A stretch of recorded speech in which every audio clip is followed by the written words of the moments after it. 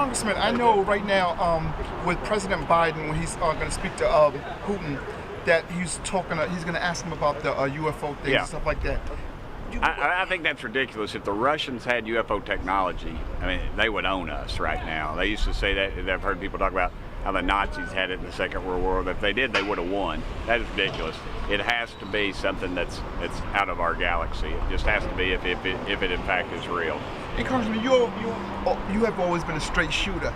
It's been like, I know when it's been bipartisan, but the one thing I've noticed is doesn't matter which president it is, nobody ever talks about the... They always say they're going to do something about it, and then they get in office. And honestly, I thought Trump was going to do something. They was going to release the files, but they release these files are redacted. It's just a big blob of whiteout. And clearly something's going on that we can't handle. I mean, UFOs were in the Bible. Read Ezekiel. It talks about the wheel flying around. So I mean, they've been around since we've been around, and somebody needs to come up with some answers. So even when something's supposed to be released coming up in a few weeks or months, what do you think is going to be in that?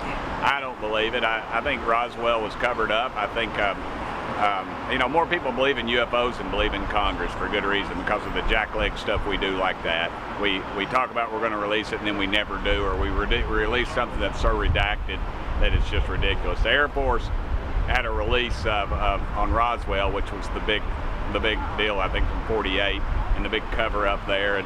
And the guy that did it was a smart aleck, and he kind of smirked the whole time, and nobody took it serious. They ought to take it serious. The American public wants to know, and frankly, we deserve to know. I think at some point it's gonna happen, man. I think so too. I think they're going to release that. I think somebody's going to release stuff. The Kennedy assassination files. They're going to do it all, but we haven't had a president with enough guts to do it just yet.